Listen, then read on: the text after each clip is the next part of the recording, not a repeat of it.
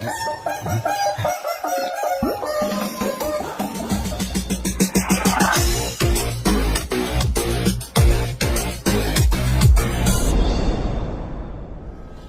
Income ওই শান্তি মতন খাওয়া পারিম। পাপও নাই, কোহারও কেউ নাই।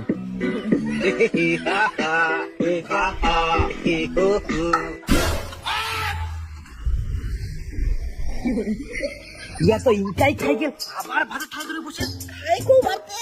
কতবার খাম না খাম সেটা মোর ব্যাপার। মুই কামাই করুম, মুই 100 বার খাওয়া পারিম। কতদিন আর কতদিন তুই এরকম বসে বসে খাবো? মোর কই কই মিট কই লাগি যা, তাও তো জ্ঞান হয়নি গোর। তোর বয়সের চেংড়া গিলা কিছু না কিছু করে, আর তুই আজ পর্যন্ত কিছু করতে পারলো নি। খালি খা আর ঘুরি বেড়া, বাপের ভাগ নষ্ট কর। তোর দ্বারা কিছু হবে না। যাইছে ভাতের থালিটা তুই যা, কেন থালি কান নিয়ে যাইস? আবার হবে না তো। শালা 1 টাকা কামাই করার মুরাদ নাই, আর খাওয়ার পর রাখ দেখা কয় না আলসে গুরুর বলে বেশি রাত দেওয়া যায় পান্টির বাড়ি, রাত দেখা বাড়ি হয়ে যাবে। আবার পর রাত দেখা উদ্যোগীগার।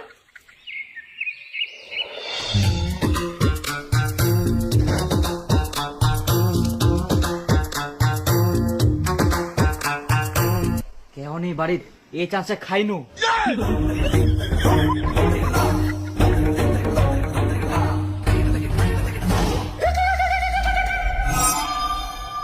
না, ধাপাত বসে খাওয়া যাবে না, ফের যদি চলে আসে। আচ্ছা, ঘর ঢুকি দরজা বন্ধ করি খাও।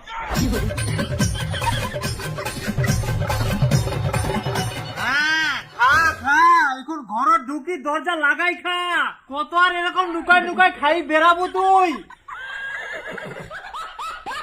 হারামজাদা কুঠিকার, কামাই তো করবা পারিবা না, খালি বসে বসে খাবা পারিব।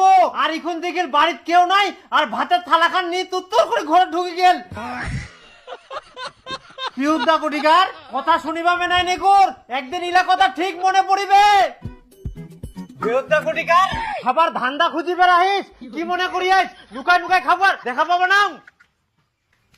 সুনীলের বেটার গুলা খাইক না যা, তাও যদি তোর মাথাটা বুদ্ধি হয়।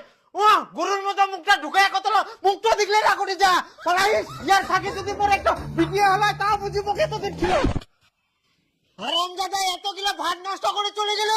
তুই খালি আয় এবার বাড়ি, তারপর তোকে মুই দেখাও। কামাই করে পারিনি ভাত নষ্ট করে। এগুলোর কারো কথা শুনবো না, আর ভাত খাবার যাবো না। এত বড় হইলাম তাও খালি কথা কথা শোনায় খাবার সময়। বুড়া হয়ে গেলে তাও কাণ্ড জ্ঞান হয়নি কে? এখন তাকে আমি ঘুগনি মুড়ি খাই থাকি। দে তো কাকা ঘুগনি মুড়ি দে। বস